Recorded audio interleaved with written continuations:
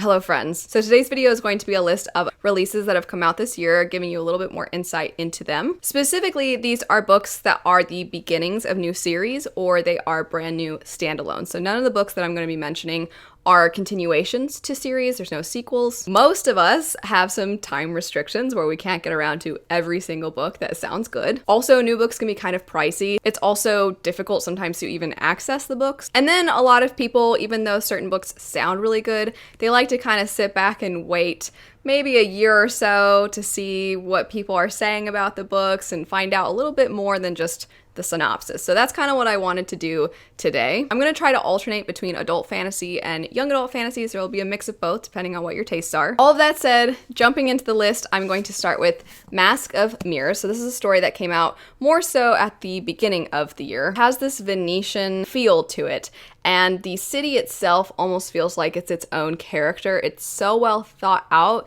It's very intricate. And what's really interesting too is that there's kind of multiple magic systems, if you will, in the story, and they're very mysterious and they're very intriguing.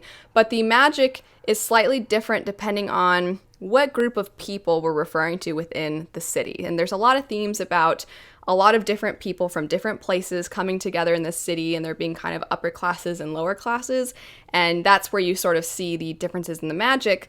But generally, you don't know a whole lot about the magic. So you're kind of discovering both magic systems at once. It's a little daunting, I must admit.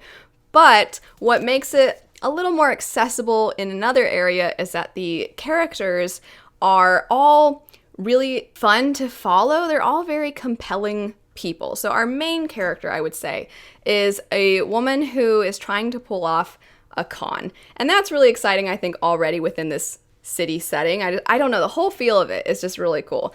And she is trying to convince this wealthy family that she is a long lost relative, and that way she can kind of have access to their status and their money and those sorts of things. What she doesn't realize is that this family is essentially on the brink of bankruptcy. So they are not only struggling, but they are very suspicious of everyone right now.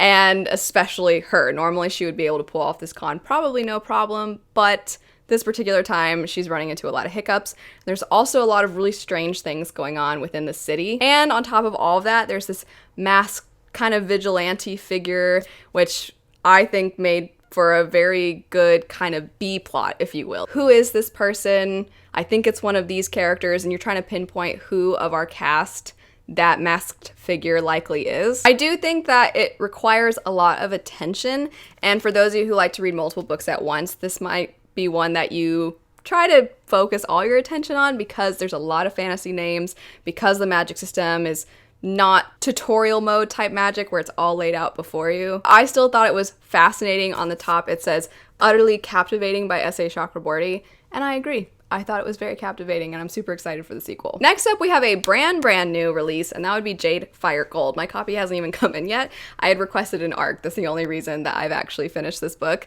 And this is a YA fantasy that follows two different characters. We follow one character who doesn't really remember much of her past. She's been raised by a woman who is treated her essentially as her own granddaughter, but she doesn't really remember her own family. And she has a secret, and it's a very dangerous secret, and she's trying to keep it from everybody so that she can protect her grandmother. And then some things happen, and now she's on the run, and her world gets turned upside down. And then we have another character who, their backstory, they started in a position of privilege. Things happened as a result of some scheming with powerful people, and everybody believes this person to be dead, but it's that lost heir trope that so many of us love. And this person wants to get back at the people that wronged him, wronged his family, but a really fascinating aspect to this story is that this character, his grandfather was this conqueror, and this ancestor of his, it weighs on him that his grandfather did these terrible things.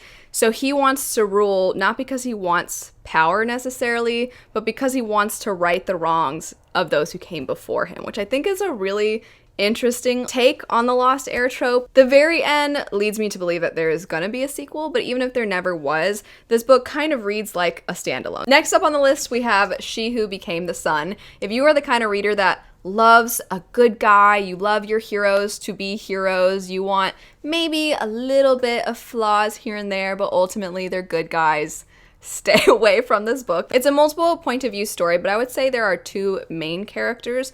One is a girl, but she wanted to claim her brother's destiny for herself. Her brother was supposedly destined for great things, whereas she was destined for the life of a woman, to put it bluntly. This is heavily rooted in Chinese history, and so we're looking at how women were treated at that time and what was expected of them, and our character doesn't really want that for themselves. They want what their brother would have had, and so they are living their life as them, but so much more than just they're pretending to be a boy. It's not quite that simple, and how deeply ingrained it is in them and how much they believe they not only have to have everybody else perceive them as the person their brother would have been, they're essentially trying to convince higher powers that they are this person. And anything that would be more so suited for women, they try to deny that. They try to push that away so much so that they can claim this other destiny. They feel like anytime they do anything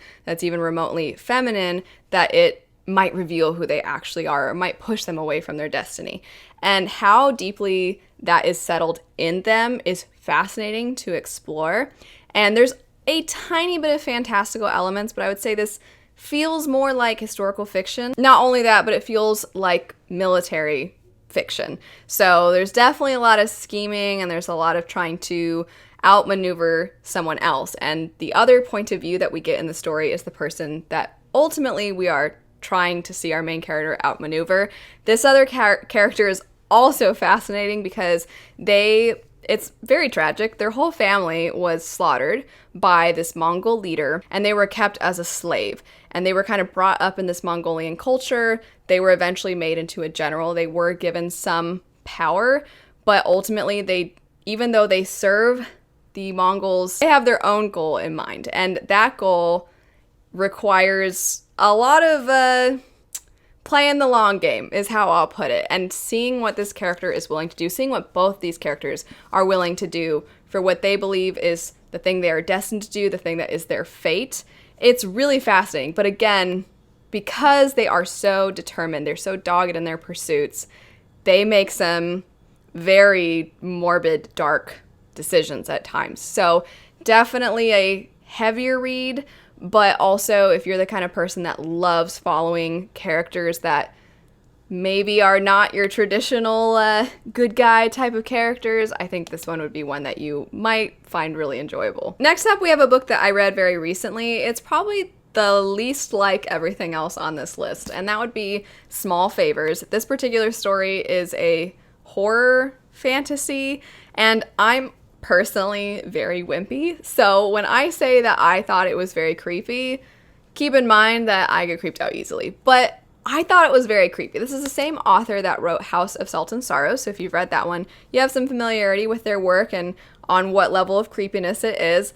This one, I would say, felt much more mature than the last one, and it definitely feels like not better than the other one, but it feels like this is the author's next work. It's actually really exciting. I like seeing authors' works as they go along in their careers. But either way, we follow this girl named Ellery. Her and her family live in this very, very, very small town where everybody knows each other. Everybody kind of lives off the land. They trade with one another various different goods. And her particular family, they farm, but they also are beekeepers. So they have honey and those sorts of things. They'll bake all that good, wholesome stuff.